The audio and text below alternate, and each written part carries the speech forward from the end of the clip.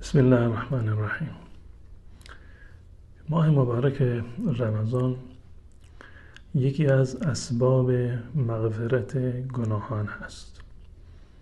نه تنها یک سبب، بلکه شامل مجموعی از اسباب هست. چندین سبب برای مغفرت هست. اینا بهانه‌ای برای مغفرت هست که الله متعال اینها رو قرار داده. در روایتی که متفق علیه هست، حضرت ابوهریره رضی الله تعالی عنه میگوید رسول الله صلی الله علیه وسلم فرمودند من صام رمضان ایمانا و احتسابا غفر له ما تقدم من ذنبه. این روایت 3 بخش دارد. بخش اولش این است که من صام رمضان، هر کسی که رمضان را با ایمان و احتساب، همراه با ایمان داشتن به وجوب رمضان و طلب ثواب رمضان را روزه بگیرد. و من قام رمضان ایمانا و احتسابا، هر کسی که در ماه مبارک رمضان قیام بکند، رمضان را در حالت قیام به عبادت بگذراند. نقطه دوم. و بخش سوم من قام لیلة القدر ایمانا و احتسابا، هر کسی که تنها لیلة القدر را با ایمان و احتساب قیام بکند. پاداشش چی هست؟ و غفر له ما تقدم من ذنبه، گناهان گذشته‌اش را الله متعال می‌آمرزد. در یک رمضان 3 سبب برای مغفرت گناهان: روزه گرفتن کل رمضان یک سبب جداگانه، قیام کل رمضان یک سبب جداگانه و قیام لیلة القدر هم یک سبب جداگانه. یعنی واقعا ماه مبارک رمضان یک فرصت بسیار استثنایی هست برای مغفرت گناهان ما.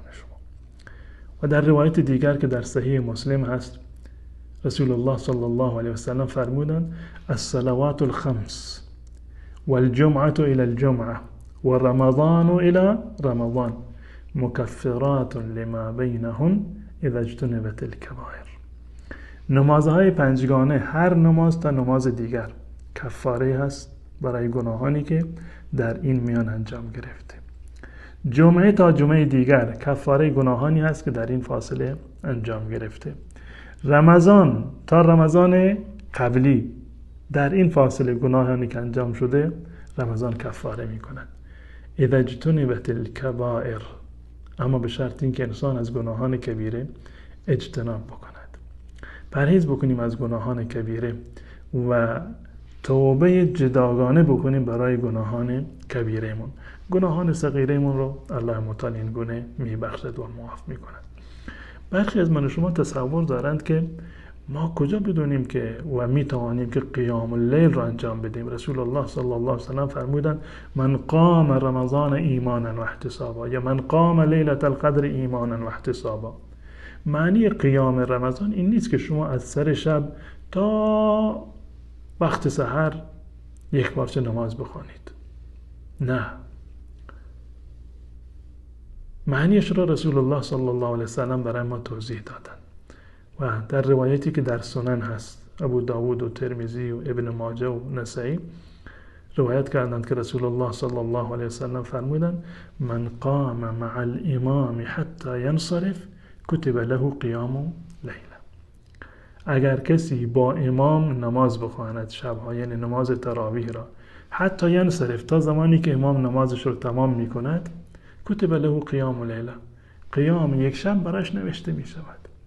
حداقل این رو می توانیم. اگر رفتی خونه بیشتر نماز خواندید فبها و نعمه، بهتر است، ثواب بیشتری میبرید، قیامتون کاملتر است. اما حداقلش این است که همراه با جماعت در مسجد تا زمانی که امام نماز میخواند شما با امام نماز بخوانید و با امام سلام بدهید و با امام از مسجد خارج بشوید، قیام لیل شما ثبت می شود.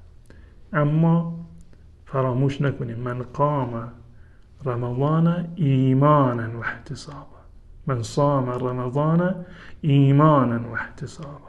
من قام لیلة القدر ایمانا و احتسابا. 2 تا شرط داره. اولی ایمان هست به فرض بودن روزه ماه مبارک رمضان و به عبادت الله متعال، و نقطه دوم احتساب هست، یعنی امید ثواب داشتن، خالصانه برای الله متعال انجام دادن. نه اینکه بنالیم از الله متعال که تراویح خیلی مشکل هست، خیلی وقت میگیرد، خیلی انسان خسته میشود، 1 ماه کامل ما نماز بخوانیم، روزه بگیریم. این احتساب نیست.